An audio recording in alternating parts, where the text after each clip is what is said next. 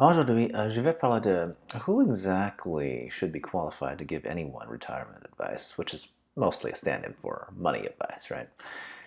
That's kind of sad but true. After all, this is my raison d'être at this point, right? So I hope you know where I'm going with this. Hey,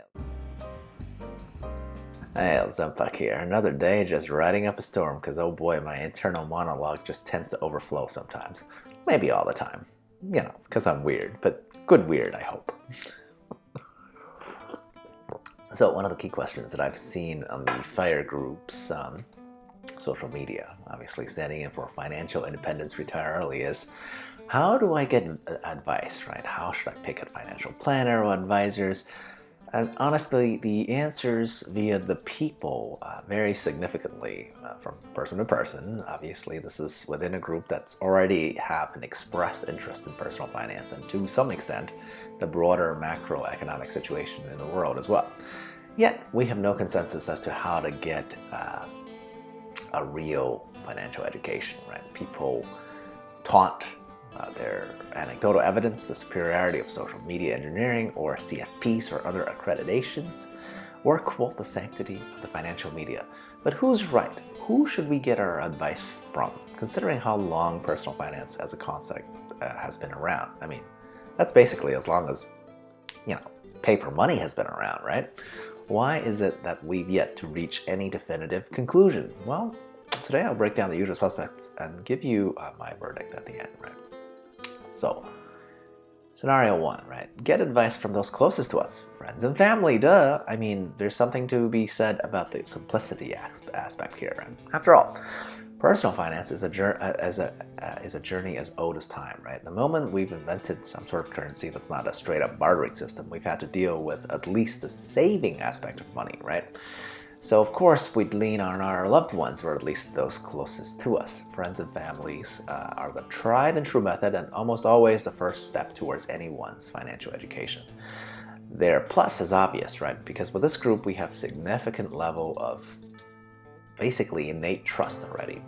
The minus, of course, is also obvious, which is, well, we really shouldn't take advice unless those friends and family are doing well in this aspect of life, right? I mean, just because I know my parents would sacrifice a great deal for me doesn't automatically make them good at, managing money. And heck, look at a country like the USA where the average household savings rate is not even double digits. So I think it's safe to say that a very large percentage of the population simply cannot lean on family for advice on money management, right?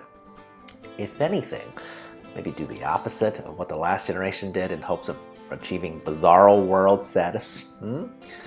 Same issue with friends, really. We do tend to self-select friends within similar economic circumstances, simply out of convenience, right? So, if I know someone, or if I'm someone who's bad with money, I'm probably hanging out with people who doesn't have any better habits than me, right? It's like having the blind lead the blind here. Now look, I get it. Everyone and their cousin have had some hot stock tip or whatever, but just because you heard it from a friend doesn't make it a sure thing. Don't believe me? Well, that's easy, okay? Just go chase one of those hot tips. It used to be hot stock tips. These days it's hot crypto tips, right? Go do that, but only with money you can afford to lose, of course, because chase one or two of those down and you will certainly reach the conclusion that nope, your friend doesn't know what the heck he or she is doing either.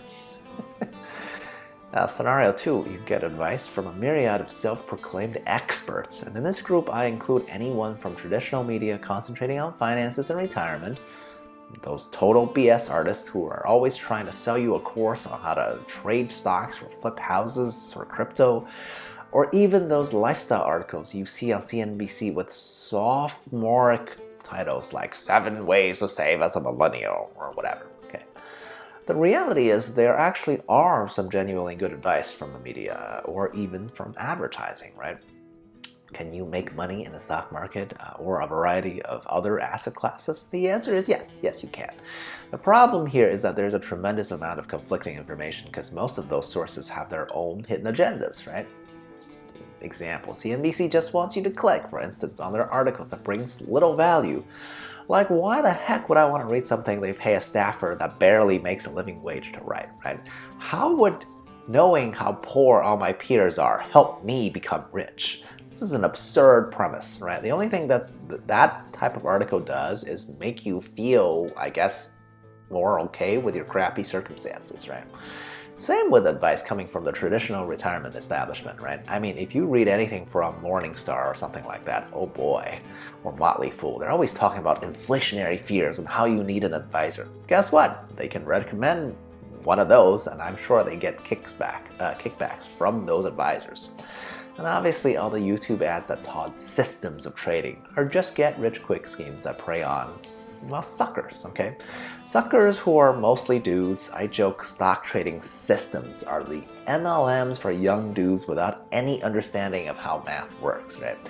Because if one of those systems, they're always promised some ridiculous gain like 10% a week, okay? If one of those systems can do that, everybody would be a millionaire in like a handful of years, right? And that's never, ever, ever going to happen. Except to the person who sold you their convoluted system to begin with, right? The only exception here from the media side are advice from people who have nothing to gain, like the traditional kind of Warren Buffett type of quotes. What does he say? Well, simple concepts like invest in an index fund, don't invest in things you don't understand, buy and hold. These advice actually work, right? But they sound boring. But that's also why they work.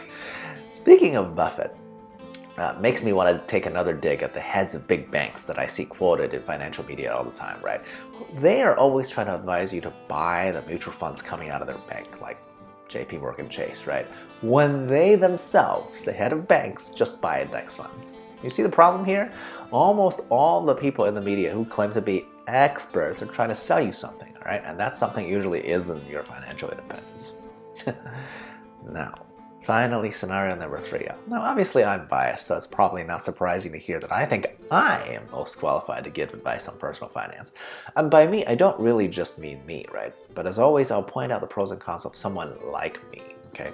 The cons are easy, right? I only have my own personal experience to draw on, so I can't replicate everyone's circumstances. A concrete example might be something like, if asked by a single mom with no discernible skill, I'd be hard-pressed to give money advice that I would usually give, such as concentrate on making more money. Because in this case, the advisee may very well be pressed for both time and resources to an extent that I simply have never had to deal with myself, right? I'd imagine I can still empathize with almost anyone's obstacles simply because I think I'm easily adaptable, right? But there's some limit to my personal experiences. But the main pros for people like me, giving advice, should be clear. I do it as a hobby for no financial gain whatsoever, okay? And most importantly, I have actually achieved financial independence. I'm retired. To me, this gives me the edge over any financial institutional type of traditional retirement advisor, okay? Because if they knew what the heck they were talking about, they would not still be at that job, right? Having to, go to work in a suit, even though their hair is turning gray. I mean, come on. Have you ever met a kid who said, hey, when I grow up, I'd like to give people advice on how not to be destitute when they're old? Yeah, no, okay? Retirement advisors are not much above like a high school janitor in terms of work that anybody actually dreams about. Heck, even my own focus, right? It's not about retirement and being old, right? It's about financial freedom, right? Almost nobody in the traditional media wants the average person to get to financial freedom, right? Because a society that's more in debt is a society of willing worker bees, right? If everybody got to fire like me, well, the economy would have at least hiccups, if not more serious aches and pains, okay? But that's a topic for a different day, right? So yeah. By no means do I think I can cover everyone's case, but to be frank, if that's the criteria, neither can anyone's friends or family, right?